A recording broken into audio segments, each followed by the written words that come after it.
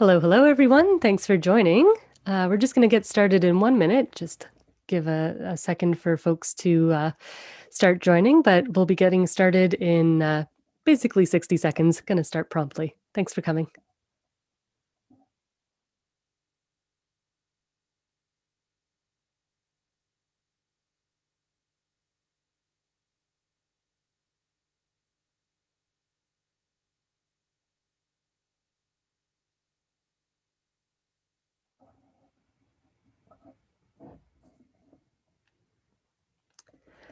Awesome. So let's just get right into it. So thanks everyone for joining this second session of the Peterborough Audio Craft Festival. My name is Aisha Barmania. I'm the festival coordinator and managing director / founder of Peterborough Independent Podcasters. And the goal of this festival is to encourage radio makers, podcast makers to share their skills and to take us into their production process. And I'm so pleased today to welcome Justin Evangelho to join us for this webinar. Justin is a Trent Radio programmer, a podcaster, and the host of the show Disenabled. And thanks so much for joining us today, Justin. Happy to be here, Aisha. Any day I have to put on a button shirt and shave to be in front of a camera lens is a good day. Thank you so much. I think your camera's off, by the way, Justin. Yeah, let me fix that here. Oh, technical error. Okay. No worries. I'll just let folks know that Justin's going to be able to answer some questions as we go through. But if you could not use the chat feature while Justin is screen sharing, Justin will talk more about it, but he uses a software called JAWS, which will read out your whole message, and it's a bit annoying. So if we'll have an opportunity a couple minutes in where I'll invite anyone to ask questions, and if you raise your hand using the raise hand button in Zoom, I will be able to activate your microphone, so you'll be able to just speak your question out loud. So don't use the text chat feature. We will give you a couple opportunities throughout to speak your questions. So I'll hand it over to Justin now, who we can see. And Justin, do you want to tell us a bit about your radio show, Disenabled? Sure. So it's a radio show and a podcast, and it's based on physical disability advocacy.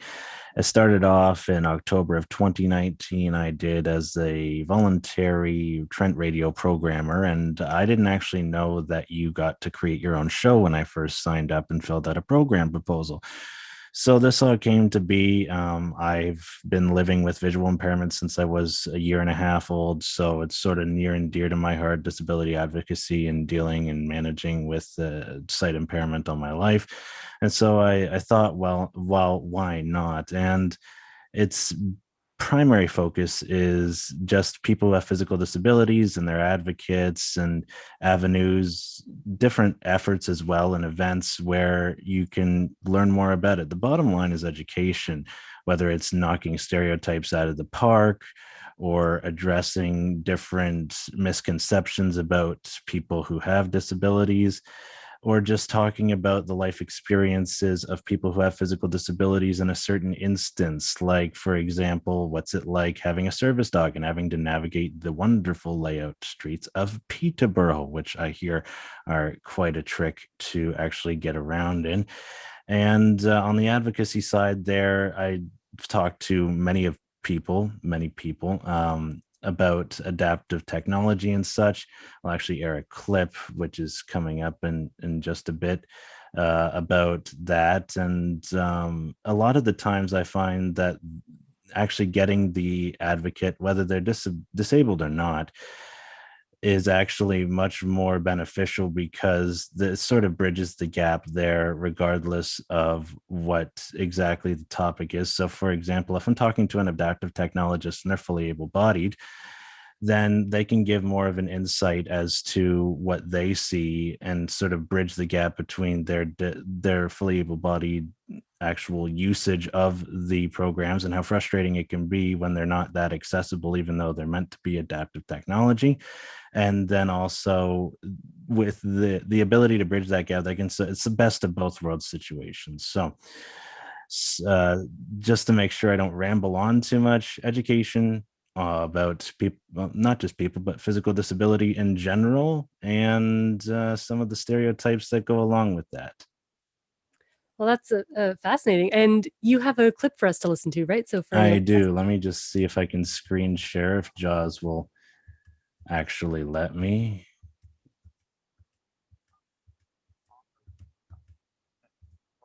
Uh, Here we go.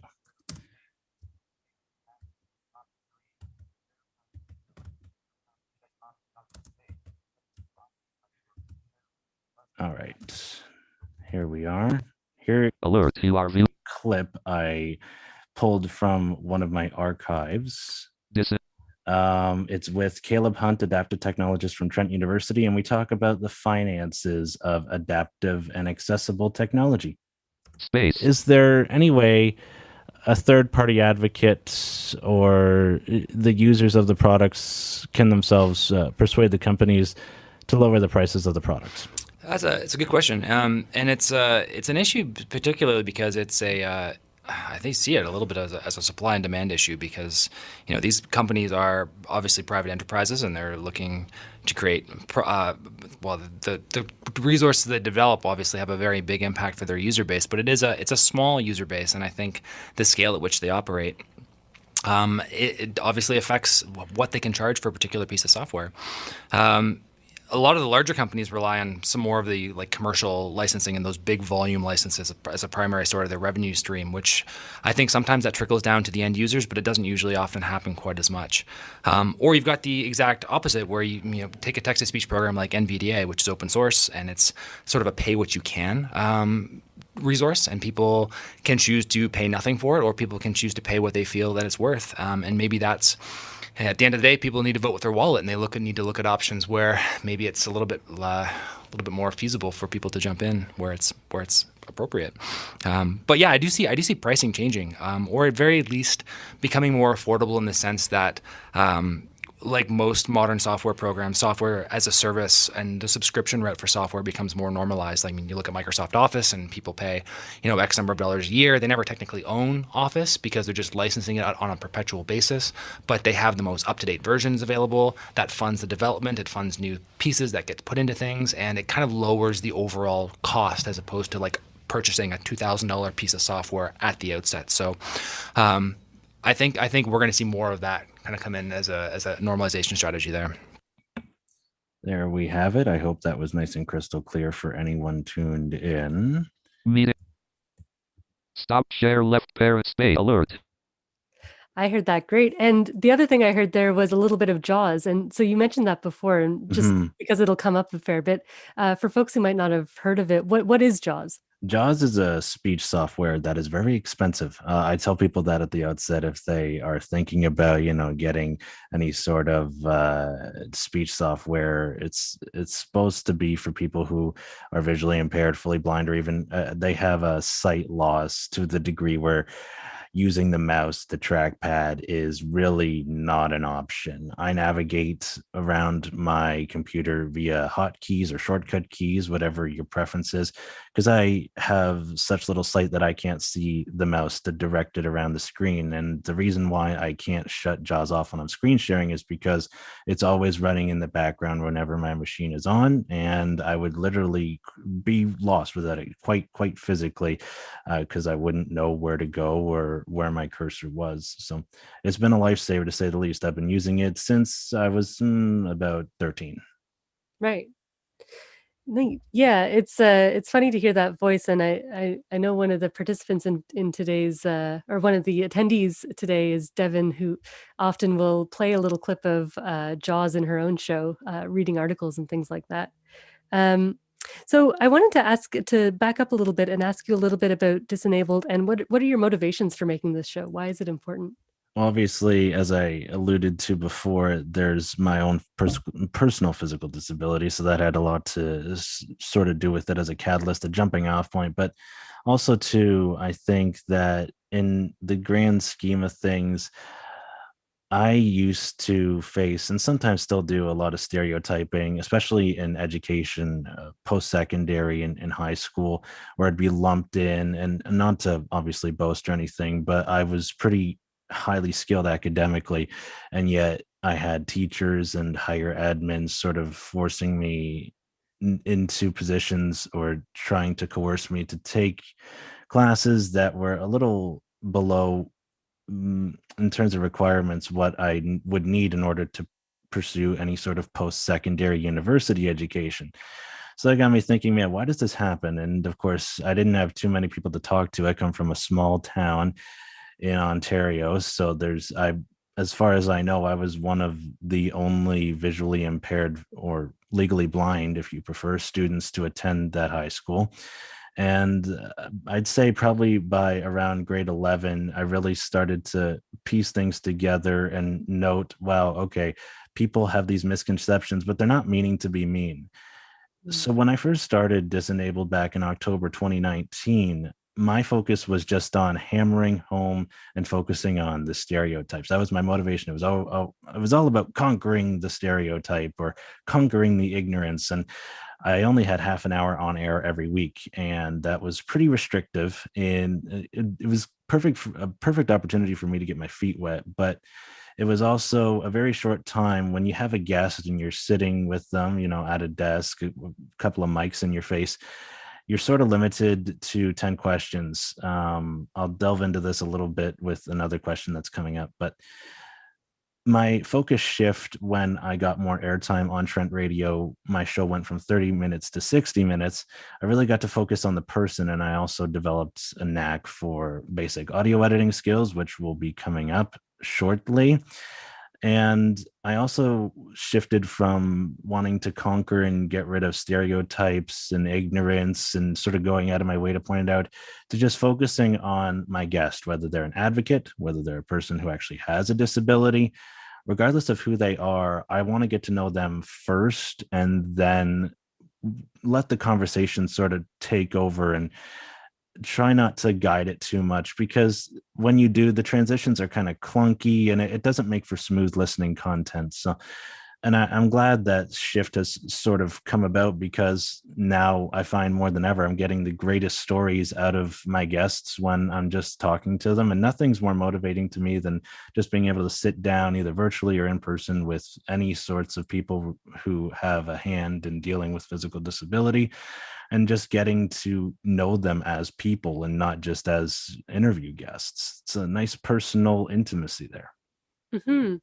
And you actually interviewed me this morning for not Disenabled, but No, that's another show. I do have a second project, the Different Walks of Life podcast. Go check it out. It's you can listen to it wherever you want to. YouTube as well. I just launched the YouTube channel. There's only about 2 episodes up on the YouTube channel, but working on getting more content out there as well. Similar focus there, but just usually nothing to do with disability. Mm-hmm. And do you want to talk a bit about how you approach interviews? And I'm curious to know whether that's changed at all. Like, you're describing this kind of evolution of how you talk to people and who you want to talk to. So how has your approach to the actual interviewing and prep changed? Well, for the prep, it really hasn't changed all that much. I usually start with some broad topics, and then if it's an interview, I'm going in wanting to talk about those broad topics and just letting the conversation flow, because I believe as the interviewer, it's my job to transition as smoothly as possible from one topic to the other. Sometimes you just got to get it in there and it's not so smooth, but that's what makes for good listening content. And when I first started, I didn't really know how to shut up. To be quite blunt, I basically said right and yep and a bunch of stuff that would cut my guests off, time restrictions or not. I've gotten a lot better at that. And so my approach in terms of just talking to people and actually prepping questions, I actually prep a lot less and talk a lot less. So the burden's sort of off my shoulders when it comes to talking to people for content. The real what I've lost in sort of question prep and also talking is in the editing process, which does take up a great chunk of time. but I don't mind because I get to talk to some fantastic people who share some fantastic stories. That's great. And like I said, you interviewed me this morning, and you kept bringing up these like articles that I had either written or been quoted in. So it seems like you do a fair bit of research in advance, even if it's not in terms of like question prep. You do want to get to know the person before you get in there.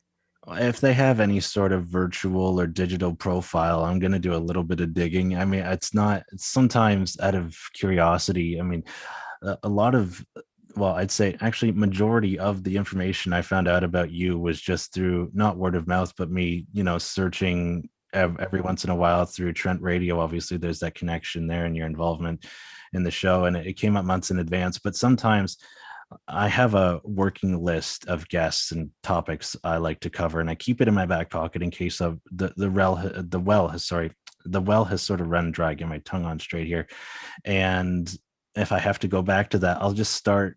I'll look at it every once in a while, even if I've got a lot of topics already to cover and I've got like a month's worth of content. But I'll just start researching here and there to see if there's any sort of straws I can grasp at. And before you know it, I've got a guest or two or three who I never thought would actually be on the show. Like, for example, I was focusing just the other week on Disenabled about guide dog schools. And I reached out to the CNIB guide dog school. And I was hoping to talk to a trainer of the puppies because previously I had reached out to a guide dog school out of Rochester, Leader Dog for the Blind, and had done an interview with one of their trainers. So I thought I'd keep the theme of trainers going.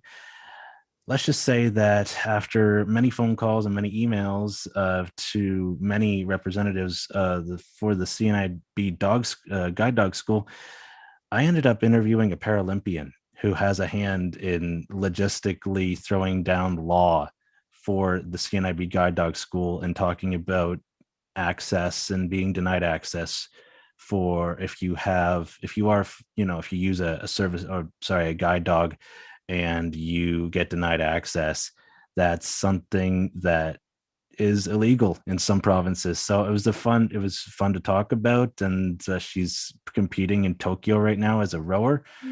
And so, I mean, it took a complete whatever turned left, right, whatever curve ball. And honestly, I mean, I couldn't be happier for it. One of my favorite conversations. So I sort of just go with the flow and let my contacts, lead me to wherever it is I need to go. And if I feel that it's, not something doesn't sit right, I won't hesitate to ask questions, but it's not worth trying to force something if it's not absolutely necessary. Right. And that sounds like a great and almost kind of lucky stroke as well. But just to what you were saying earlier about going with the flow and getting to know the person in front of you, how did you kind of take that opportunity with the rower, with the Paralympian, to get to know this person? What did you ask? So I obviously did my prep work. I really didn't know. I mean, I talked to her a week before the interview actually happened. And she said, I do such and such logistically with contacting police about any sort of guide dog issues in certain municipalities and provinces and even at a national level. And I thought, oh, that's cool. Honestly, I didn't expect our conversation to last more than 30 minutes, and it ended up being 80 minutes. And so as I continued to, look into this person's, profile and what have you, I found out she has a degenerative eye disorder, retinitis pigmentosa. She has been a Paralympian she's been a Paralympian for the better part of 20 years. She's written a book with another one on the way. That was super exciting to talk about. And on top of that, she's a mother. So one of the most accomplished people I've met, and a lot of that stemmed from just basic threads that I learned, like a little article published here or a little post on social media there, not even having to do directly with her, but I find that a lot of people are receptive and sort of, if you approach them with not necessarily the personal accomplishments, but some sort of networking that they've done. For example, I brought up like a rowing world championship, and I had no idea if she was in it or not, but that sort of sparked the go the trip down the rabbit hole, if you will, of that little bit piece of our conversation. Nice. Yeah, that sounds like a great mix of being prepared and just ready to go with the flow as well. Yeah. Um, and we'll have an opportunity after this question, and I'll open it up for folks to ask folks who are attending to ask questions. But I'll just get you to talk first in case anyone needs to prepare themselves to raise their hand or think of a question. I'll just ask you now. Can you just tell us about your process and what it takes to make your show from idea to execution? Yeah, for sure. It depends. With interviewing a guest, and I don't even like the word interview. It sounds like a job. So I refer a lot of the times to my content to just having conversations with people. And so that takes a little less prep work. I'll go through that process really quickly. So again, I'll do a little bit of digging if I know next to nothing about this person. And depending on what does or doesn't come up, I'll write some scratch questions, as I call them, usually a list of 10 or less about, basic broad topics that I want to talk to them about. So there's always a theme I go in there with.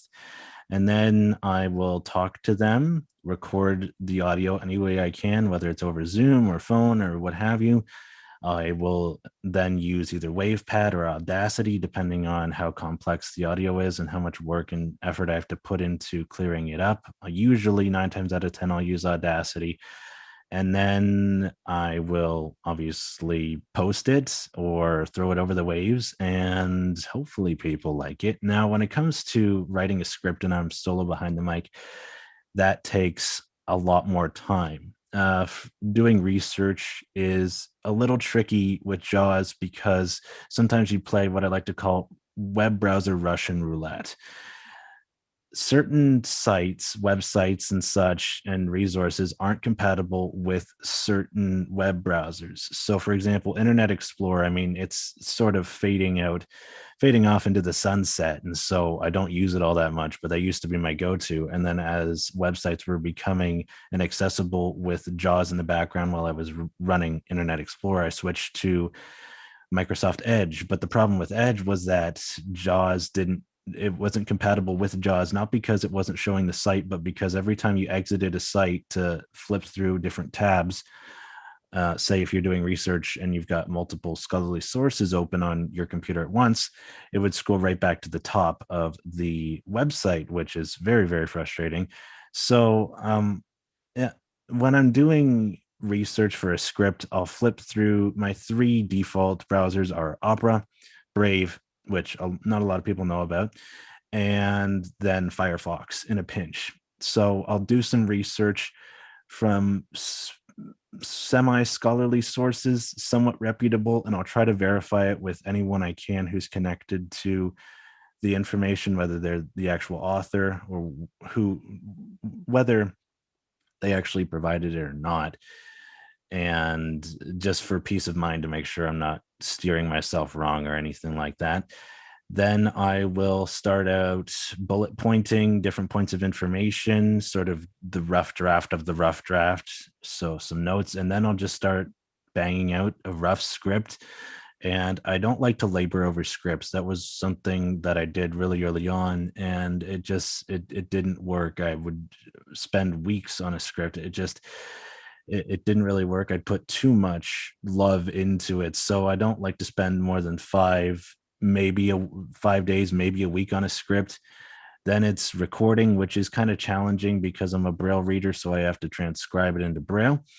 Then I just speak it into the mic, and then the editing happens, and it's a lot more time consuming. Obviously, it has a much more structured flow, but the end result is still the same. I do hope people actually like it. And I haven't had to write any sort of personal script for a long time. So do I enjoy writing scripts? Well, if I have to write one and actually script a show solo, it better be about a topic that I'm really invested in, because it takes roughly at least 2.5 to 3 weeks.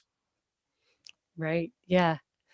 Um, I'll open up the floor now if any attendees want to ask questions. There's going to be more that I'm going to ask Justin, but just at this point, if anyone has anything to ask about, you can use the raise hand button, and I'll activate your microphone. or activate your ability to speak. And then you can unmute yourself. I'm not seeing any hands. I'm not sure if anyone means to have their hand up and it's not working, but give it a couple seconds.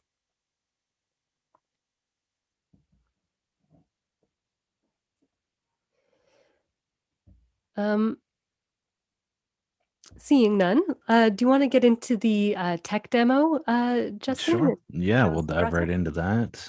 Awesome. All right, back to the screen share.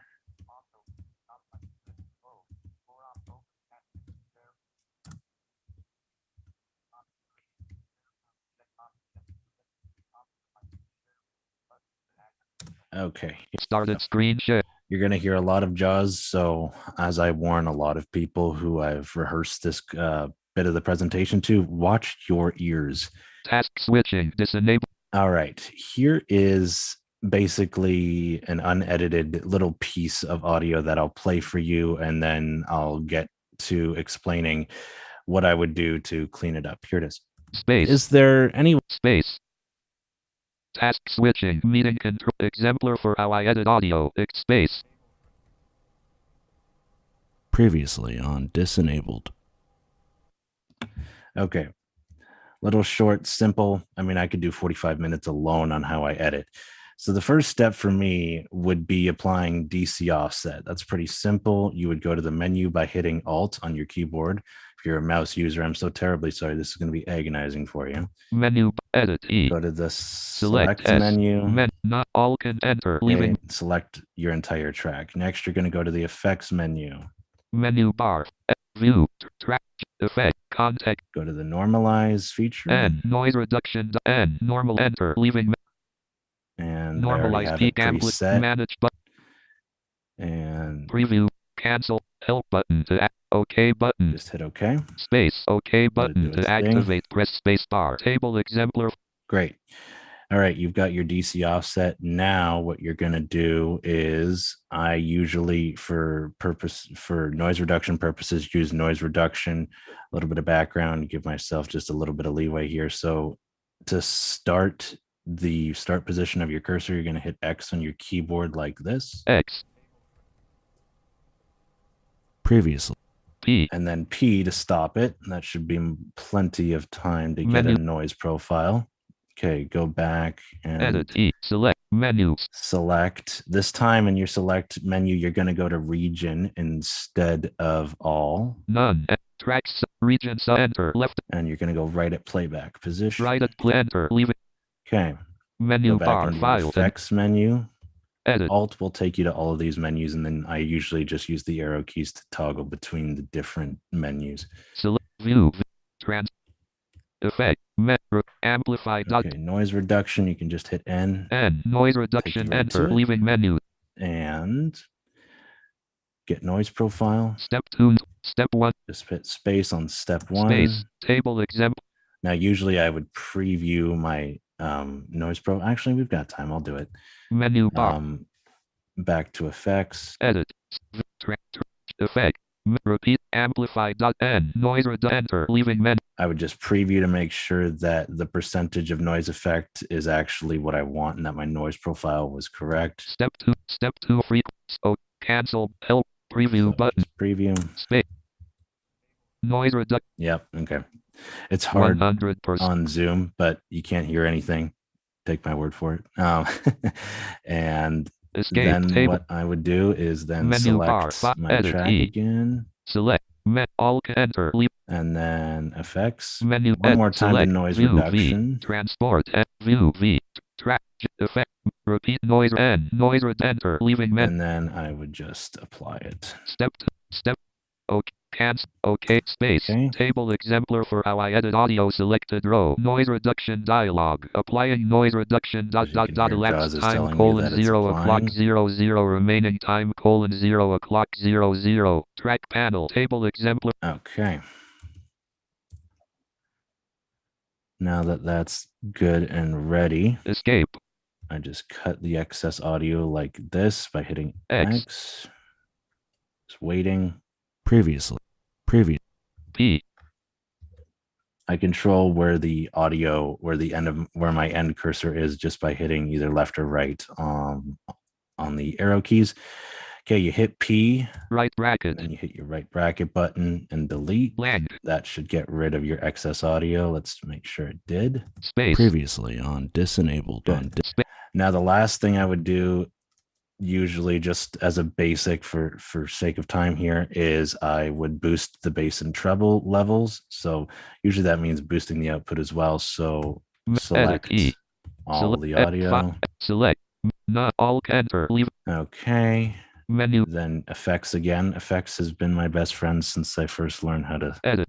View. basic Transport. audio, Tracks. T. edit audio. Generate. Effect.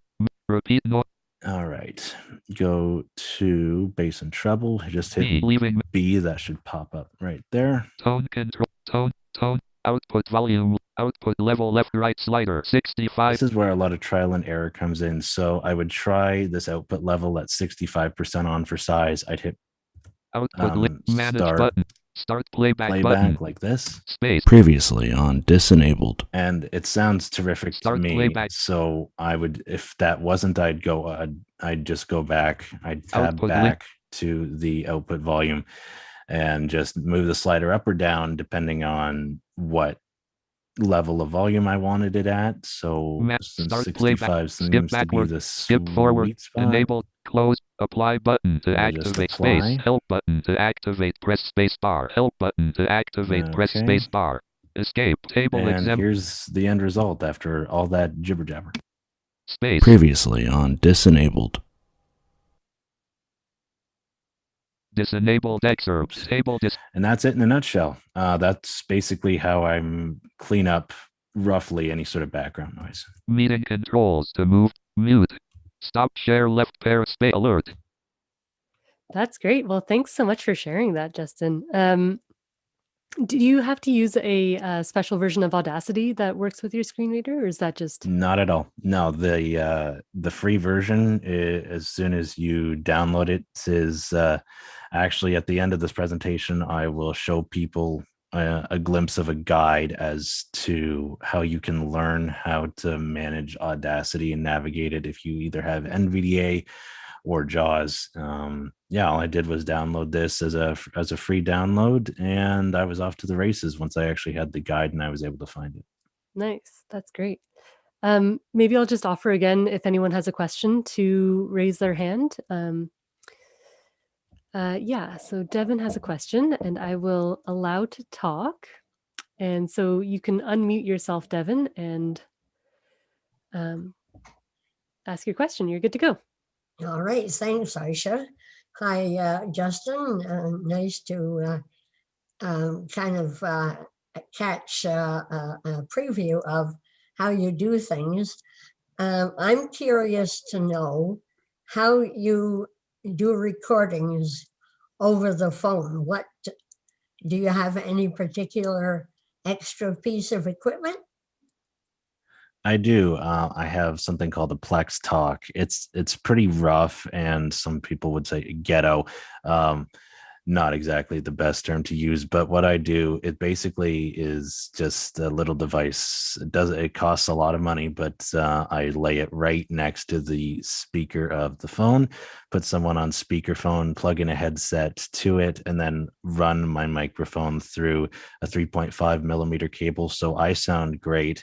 It's hard to get decent audio quality from the phone. The conditions have to be perfect, but that's sort of my preliminary type of setup. I am looking into downloading a program that is not free, where you can basically call any number you need to. I'm not sure if it's an app or a software. I actually forget the name, but that actually records locally off of someone's phone, and then actually mixes your locally recorded audio and then the person's phone audio as well into one track, so you don't have to worry too much about mixing in the editing process, and it'll sound a lot better. From the previews I've seen, that may be the way I want to go, but for now, stuck with the Plex Talk and just hoping that the dog doesn't bark when I lay it down against the phone.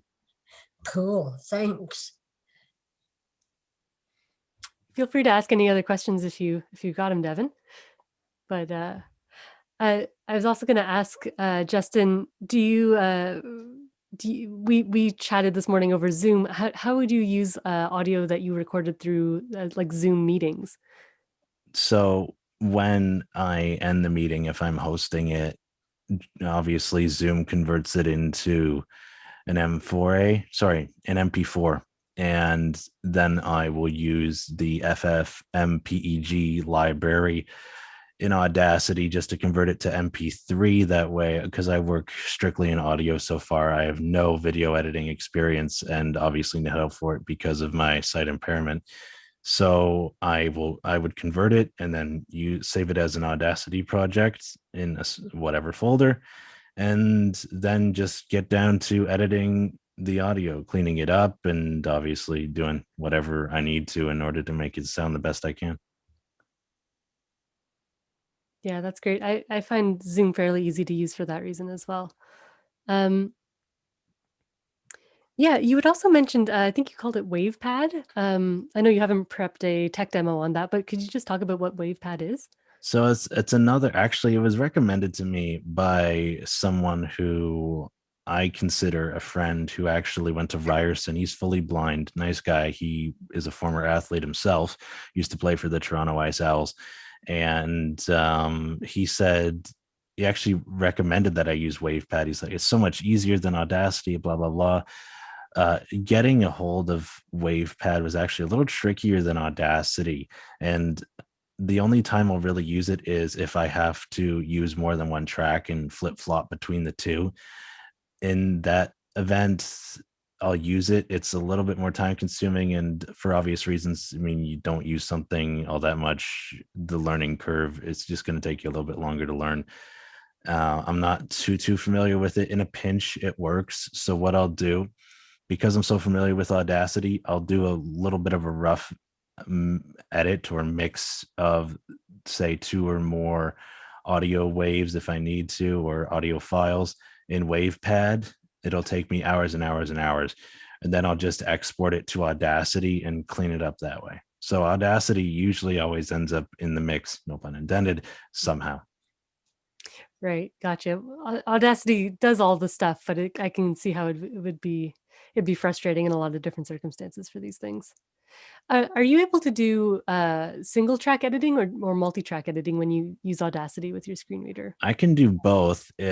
With Audacity, it's a little trickier to do multi-track editing. If I'm putting together, say, a music show and I want a certain music to fade me in or fade me out, that's it's a trial and error thing where you just plug in something.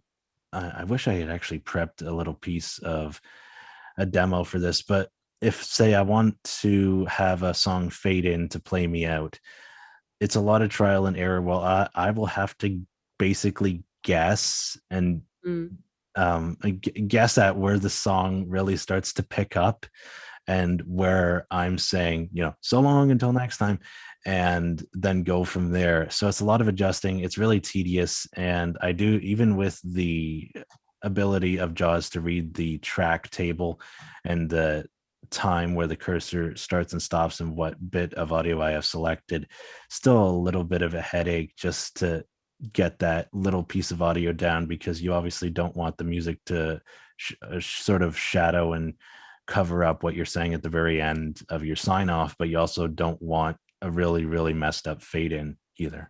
Right. So you have to edit in one single track and kind of guess at how they'll fit together. Is that right? Sort of. I mean, when it comes to putting, like, if I have 2 tracks, say one is the main content of me talking, and then the other is me selecting a song to play me out, I can flip-flop between tracks and then try to adjust the one to the other, moving tracks to align them at certain spots in Audacity is really difficult with JAWS. That's actually the most difficult part. And as I get better and better at editing, it's something I'm trying to work on, but it's such a headache because it's not like as easy as clicking with the mouse on, say you have a track above and below on the track that's below your second track, so your music, and just dragging it to a certain point in time of your audio. You have to actually guess where you want that to be,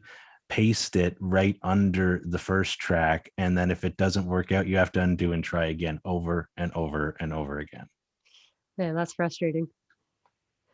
And so before we open it up to some more questions, my kind of last question for you is that are there any other tips and tricks that you want to recommend folks check out? With any luck, I did mention this to this guide, I should say, for JAWS and NVDA users if you're looking to get into Audacity. Let's see. Here it is. All right. So let me screen share again.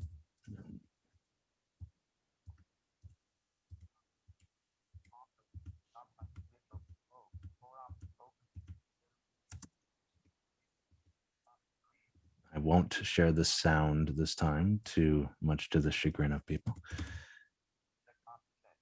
All right. Actually, you know what? Just for you, Devin, I will share the sound.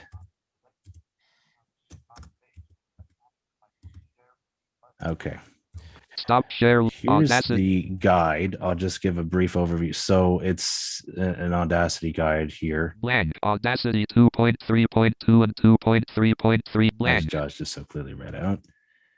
Heading list Here are dialog. some of the headings here. New version of Audacity. Contents : 2. So there's a 3 of contents that you can flip through depending on what kind of skill you want to learn or the shortcut keys to it. Introduction : And there's an 2. intro, Projects : 3. projects, Cursor. Welcome message box : help : 3. welcome message box, help, all that kind of stuff. So it's a great tool. It's been invaluable to me. I've spent hours just reading and rereading certain bits of this manual to help me out. And then because obviously of my sight, all I have is my 2 ears. So let's touch wood that they don't fail me.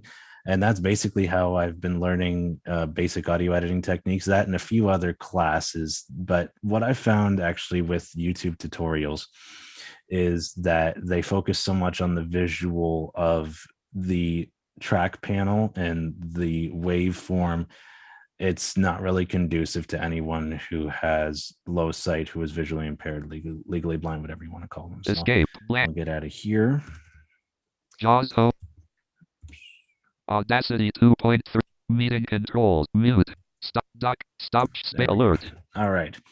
And that was a guide on, sorry, I'll just say that was a guide on using Audacity with a screen reader, and we can share that. I'll make sure that gets sent out in the follow-up email to this session. Yeah, sounds good. And you can easily find it by either searching JAWS Audacity Guide or NVDA Audacity Guide as well, if you just can't wait to get started. Awesome. Well, thanks so much, Justin. We have about 17 minutes for any questions for the audience or anything else you'd like to add. Devin, you're still enabled to speak, and I see a question coming in from Brian. So, Brian, I'm allowing you to talk, and you can unmute yourself and ask your question. Hi, this is Brian, and just wanted to thank you, Justin, a lot for this presentation. It's been very informative. More of a comment than a question. I'm actually also blind, and I host a show here out of London, Ontario with my sister, who's also blind. And it's just great to find other shows across Canada, Ontario, that are covering these same topics. And, you know, everyone has a slightly different approach and everything, but our show focuses on advocacy and accessibility and equality for blindness specifically, since we're both blind, but also all disabilities. And yeah, it's just great to hear other people are spreading the word and talking about this stuff. And it's neat to hear how everyone has a different approach, and would love to connect with you at some point and, you know, maybe have you on our show someday if you'd be up for it, or just even to share some tips and tricks and ideas and whatever else. So thanks a lot. Absolutely. Thanks so much, Brian. Brian, do you want to plug your show? What's your show called? Sure. Thanks. It's called Outlook, and it's on every Monday morning at 11 a.m. on Radio Western here in London, but it's also available as a podcast if you just search for Outlook on Radio Western on all podcast services. I will do that. Thanks so much. Thank you. I'll check out your podcast as well. Awesome. Thanks for sharing. And I can see, I think your co-host is here as well, Carrie. Thanks both of you for coming. Great to make these kind of connections. Yeah, for sure. Any other questions or comments, or if you guys just want to chat amongst yourselves, that'd be fine too. Brian and Devin, you both have talking permitted still, so feel free to just chime in. Oh, okay, that's great. I did want to ask, Justin, I'm very seriously considering trying to do some interviews on Zoom. Now, I understand that there are two ways that you can do a recording. If you hit Alt-R, it's just for your own purposes. But if you hit, I think it's Alt-A, it's for the cloud. I may be wrong with that. Have you tried both, and which do you prefer? I actually didn't know the shortcuts. I will play around with them tonight on Zoom if I get a chance. What I do is I open up Zoom and then schedule a meeting, and then I just hit tab until I find record on this computer feature, hit enter, and then go from there. I actually haven't even looked into the shortcut keys, so sorry I can't help you, but I wish I could. But thanks for letting me know. I'll give that a go. Maybe Brian knows. Yeah, I've used Zoom, but I haven't recorded to the cloud with Zoom at all. So unfortunately, I'm not sure. Okay, thanks. We are so I'm recording this webinar session as we speak to the cloud, as well as and it's not to the computer, but I've done recording to the computer before. The recording to the cloud, it basically you have to sign in to Zoom through a browser, and then there's like a little tab you go into that says recordings, and then it's available either as a video download and a audio download, and you get to pick which one. Okay, thank you. I cannot. I'm not visually impaired or blind, and I cannot speak to whether it's easy to get to with a screen reader. But I would imagine the one that saves on your computer, it just saves into a folder. So if you're able to know what the file path, then I would imagine that would be pretty straightforward. All right, thanks very much. Awesome. Well, I'll just do one last call for questions. And seeing none. Justin, is there anything else you want to add? Sure. You can catch Disenabled. I'm trying to get a regular podcasting posting schedule going. That's a little hard given the crazy world we live in, but if you want to hear the uncut, sort of laid back, less edited version of the show, you can tune into Trent Radio, either via an old-fashioned radio, but who uses those anymore, or trentradio.ca. Every Thursday from 4 to 5 p.m. you can hear me. Obviously, well, couldn't see me even if you wanted to. That's a very distasteful joke. No offense to anyone here. And other than that, you can also catch my podcast wherever you listen to your podcasts, Apple, Google, all that. The spelling is Disenabled, and or you can just search the Disenabled podcast. Should pop right up. Any listens, shares, comments, feedback, much appreciated. Awesome. Well, thanks so much for sharing your knowledge. I really appreciate you taking us into your process, Justin. And thanks everyone for coming. This session is being live streamed on YouTube, and as soon as we hit end session, it'll be available to watch again. You can find that at Peterborough Independent Podcasters on YouTube, searching for that is. And thanks everyone for coming, and gonna wrap it up now. So bye-bye. Thanks everyone.